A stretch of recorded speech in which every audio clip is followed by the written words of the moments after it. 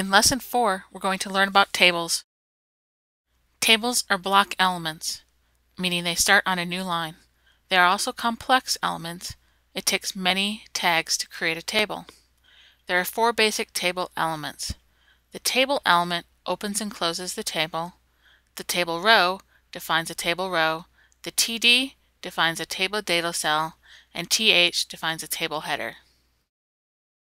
To build a basic table with 2 rows and 3 columns, we start with the table element. In a text editor, we would type the opening and closing table tags.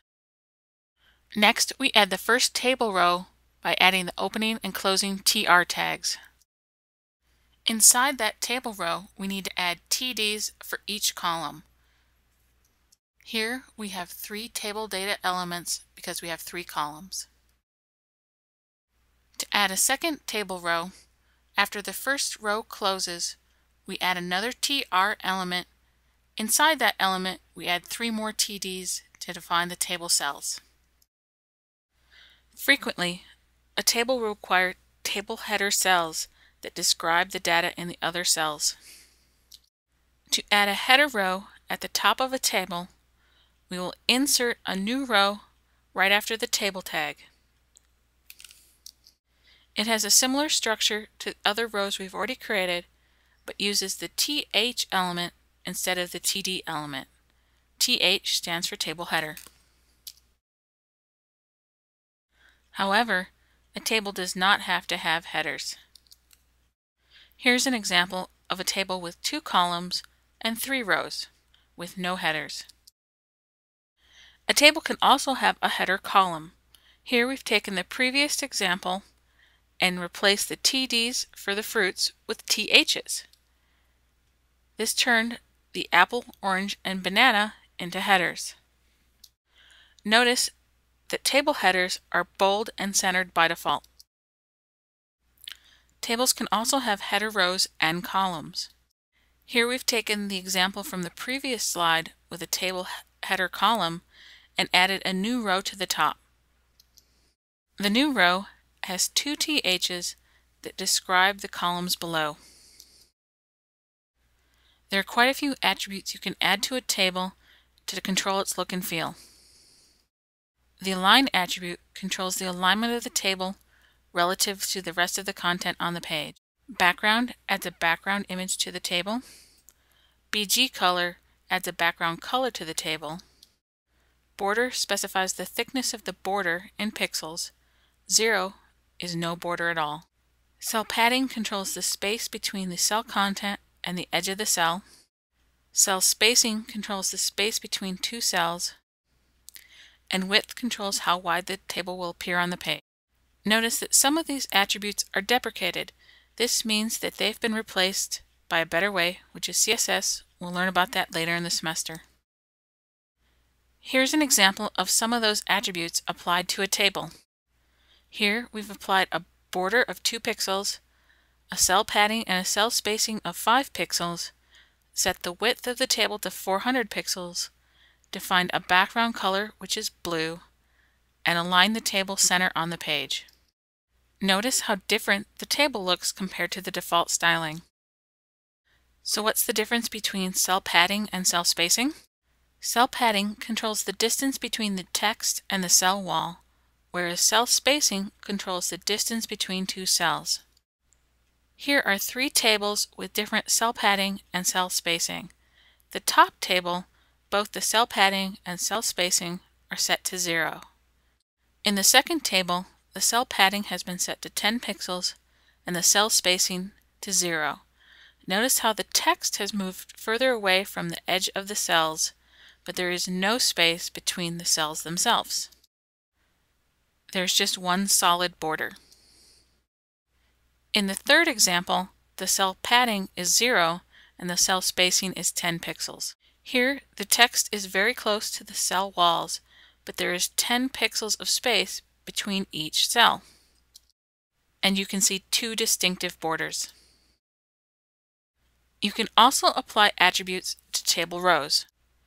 You can align the content of the table row, set the background color for the table row, and set the vertical alignment for the table row. Here's an example. Here we've set the third row of the table to be aligned center, have a background color that is green, and a vertical alignment which is the bottom. Notice how the color and alignment of the text in the third row is different from the row above. TDs and THs share the same set of attributes. You can control the alignment of the cell, add a background image to the cell, add a background color for the cell. You can merge two or more cells in the same row, add a height for the cell, merge two or more cells in the same column, control the vertical alignment of the content in the cell, and set the width. So to control the look and feel of a cell, you'll add attributes to the TD that you want to change. Here's an example where the third cell in the third column has been set to align right, have text that aligns to the top of the cell, a background color that is pink, and a width of 50% of the whole table, and a height of 100 pixels. You can also merge cells in a table. To get started, build a basic table. Here is a 3-row, 3-column table with no headers. So let's look at merging cells in the same row. To merge two cells in the same row, we're going to add colspan equals 2 to the TD we want to keep. Colspan means column span. So this cell will span 2 columns. Because our cell is going to cover 2 columns, we need one less TD in this row. So we're going to delete the extra TD. Here's what our table will look like in the browser after we've made those changes. Notice how the one cell spans across 2 columns. The same method works no matter what number of cells you want to merge. So to merge 3 cells, we would add colspan equals 3 to the cell we want to keep.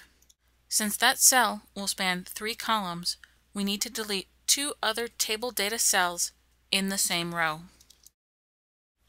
Here's what our table will look like after we've made that change. Don't forget that you can also still add attributes to your table cells. Here we've changed the background color of that cell. Now let's look at merging cells in different rows or the same column. To merge 2 cells in the same column, we'll add row span equals 2 to the cell we want to keep. So this means that our cell will span 2 rows. So we still need to delete the extra TD, but this time it's in the next row. Here's what our code and table will look like after we've made that change. Notice how this time the cell spans 2 rows. Again, you use the same process no matter how many rows you want to span. So to span 3 rows, we would add row span equals 3 to the cell we want to keep and delete a TD from each of the 2 rows below. Here's what the code and table look like after we've made that change.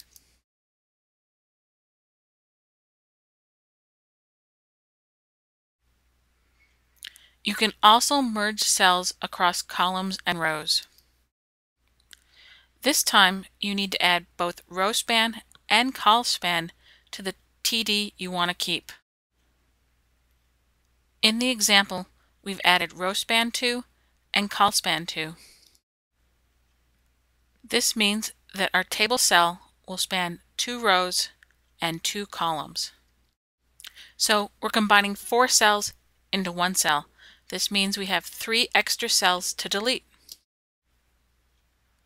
1 in the same row and 2 in the next row. Here's what the code and table will look like after we've made that change. Notice how the cell spans 2 columns and 2 rows. Sometimes you'll have an empty cell in a table.